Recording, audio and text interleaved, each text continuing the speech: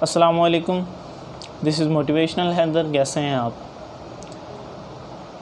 ایک چھوٹی سی بات آپ سے شیئر کرنی تھی کہ آپ قبرستان تو گئے ہوں گے، اور قبرستان میں آپ جب گئے ہیں تو آپ نے ایک چیز غور کی ہوگی کہ وہاں پہ جتنی بھی قبریں ہیں 70 to 60 اور 80، ٹھیک ہے، اس سال سے پرانی نہیں آپ کو وہاں پہ ملیں گی.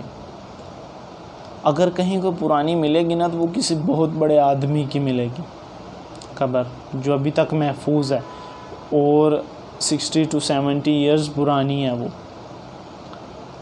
اچھا، کبھی آپ نے سوچا ہے کہ ان کی قبریں محفوظ کیوں ہیں کچھ لوگوں کی، اور کچھ کی محفوظ نہیں ہے؟ 60-70 ایئرز بعد بس ایکسپائر ختم ہو جاتا ہے، نام و نشان ان کا مٹ جاتا ہے. یہ کیا ریزن ہے؟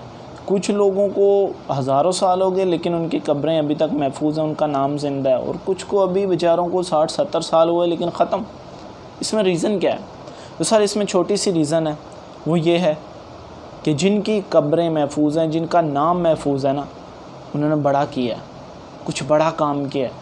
اور جن بیچاروں کو نام و نشان بھی ختم ہو گیا، قبر کا نشان بھی ختم ہو گیا، وہ پیدا ہوا، بس معمولی جو روزمرہ کا کام تھا وہ کیا، بس فوت ہو گئے. سر فوت تو ہمیں ہونا ہے، ٹھیک ہے، کل نفس ذائقۃ الموت، ہر کسی نے مرنا ضرور ہے. لیکن سر مزہ تو تب ہے نا کہ جب آپ اس دنیا سے جائیں اور آپ کا نام زندہ رہے، لوگ آپ کو یاد کریں، مزہ تو تب ہے، ٹھیک ہے. تو سر اگر آپ دیکھیں نا، یہ جن لوگوں کی قبریں محفوظ ہیں، ٹھیک ہے، جن کے نام محفوظ ہیں، وہ کون تھے؟ اولیاء اللہ تھے وہ، جنہوں نے دین میں لوگوں سے زیادہ کام کیا. قائد اعظم جیسے لوگ تھے، علامہ اقبال جیسے لوگ تھے، ٹھیک ہے، سائنٹسٹ جیسے لوگ تھے، بڑے بادشاہ تھے، بہت بڑے حکمران تھے، جنہوں نے اپنی فیلڈ میں، کوئی نئی فیلڈ نہیں لائے، وہ اپنی ہی فیلڈ میں رہ کے انہوں نے لوگوں سے ہٹ کے کام کیا، لوگوں سے بڑا کام کیا. تو سر اگر آپ صدیوں تک زندہ رہنا چاہتے ہیں نا سر، اگر آپ چاہتے ہیں کہ آپ کا نام لوگوں میں زندہ رہے، آپ چاہے اس دنیا سے چلے جائیں، کیونکہ جانا تو ہے، تو sir do some thing different. آپ کو کچھ علیحدہ سے کرنا ہوگا، کچھ بڑا کرنا ہوگا.